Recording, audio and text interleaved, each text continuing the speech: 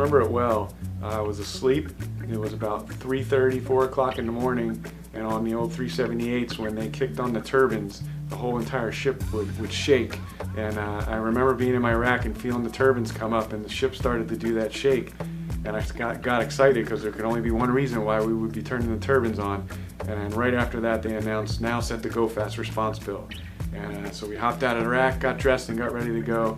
And we launched just before sunrise and had our first interdiction that morning. And to be 48 hours from leaving home port, a week after just earning my qualification, to scoring our first interdiction was completely exhilarating. And after that moment, I knew I was at the right unit. I was super excited to be there. When you look at the totality of the whole team that was involved in getting the assets there, and then to roll up on the Go Fast vessel, do everything exactly the way we had trained to do it, and watch it come to a successful interdiction, was just, you can't describe the exhilaration behind that. After stopping the vessel and seeing all the drugs that we interdicted, after years of trying to chase them with boats and not be able to stop them, to be able to go out and so quickly interdict and get a bust, it was super exciting, and to see the entire crew get so motivated about it was great.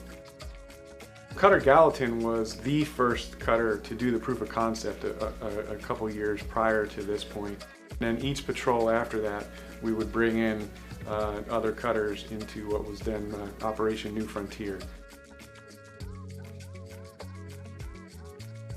I was finishing up my first assignment at Group Air Station in Atlantic City the first time I reported to Hitron.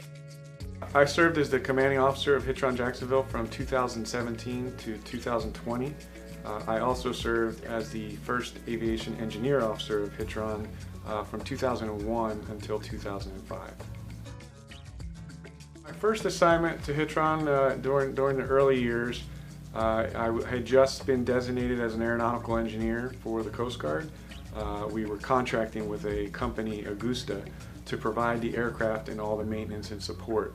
So that had a lot to do with my selection to be the first aeronautical engineer, my previous contracting support, as well as my Coast Guard aeronautical engineering background.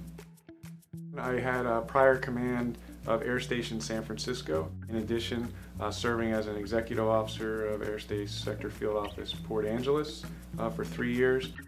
And then my prior tour at Hitron, all those combined enabled me to have a successful career serving as commanding officer. We didn't have the Dolphins initially, we had the MH-68 Stingray aircraft. So learned a whole new aircraft as well as a whole new mission set, which made the job even more challenging but more exciting. Initially, the 65 was not powerful enough to be able to conduct this mission, hence why we had to lease a different aircraft.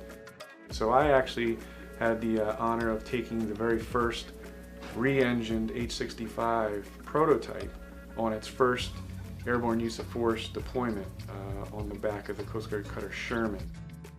So the Coast Guard went through and re-engined the entire fleet of H-65 aircraft, and then once there were enough in inventory, they took the 65 and replaced the Augusta with the H-65. We've been using the 65 since 2008 successfully.